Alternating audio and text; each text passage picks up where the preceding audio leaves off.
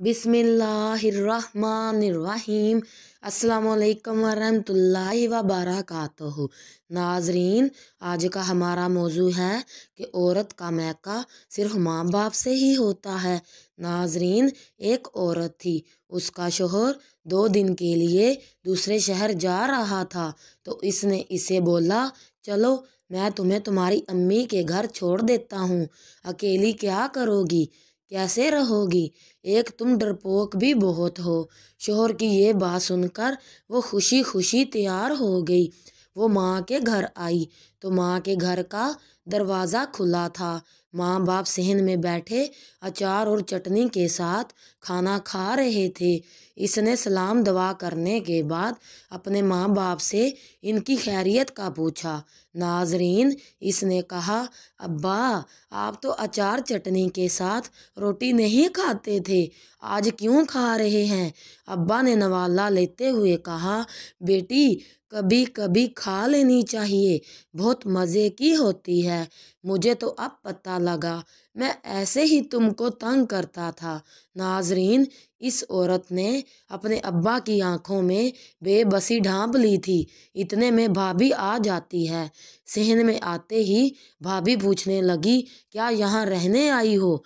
वो खुशी से अपनी भाभी को कहती है कि जी भाभी, असद 1-2 दिन के लिए शहर से बाहर गए हैं तो मुझे यहाँ छोड़ दिया।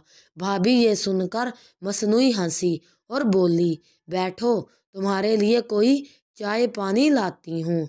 वो औरत अम्मा अब्बा के बर्तन समेट कर कहती है कि भाभी की हेल्प करवा देती हूँ और भाई से भी मिल लेती हूँ। वो बर्तन किचन में रखती है और भाई के कमरे की तरफ दस्तक देने ही लगी थी कि अंदर से भाभी और भाई की आवाज़ें बाहर सुनाई देने लगी। भाभी कह रही थी कि तुम्हारी बहनें ब्याह तो दी हैं, लेकिन अम्मा अब्बा की चौखट ना छोड़ी। जब जिसका दिल करता है मुंह उठा के बच्चों समेत चली आती हैं।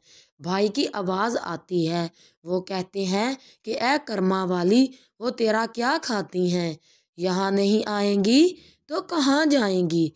बस मुझसे नहीं होती तुम्हारे ख़ानदान की खिदमतें, तुम्हारे माँ बाप को खाना दे देती हूँ, यही मेरा एहसान समझो। भाई और भाभी की बातें सुनकर उसका तो जिस्म जैसे वही सुन हो गया हो और आवाज़ हलक में दब गई और उल्टे पाँव वापस होने लगी।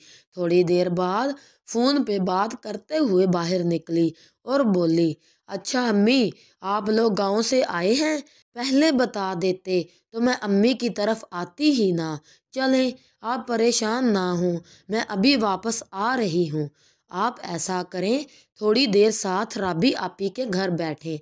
नाजरीन, इसके अम्मा अब्बा भी हैरान होते हुए कहते, ये क्या बात हुई, अभी तो आई थी, अब जाने भी लगी हो।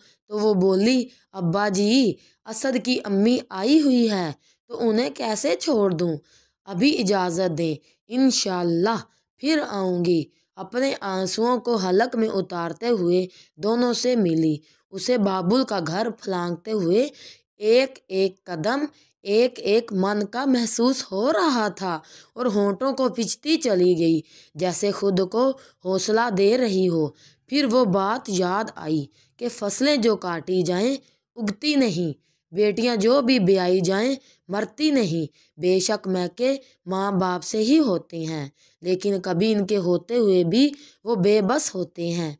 शुक्रिया। नाजरीन, हमारा ये पैगाम आपको अच्छा लगा हो तो हमारे चैनल को सब्सक्राइब करें और लाइक करें। जज़ाक अल्लाह।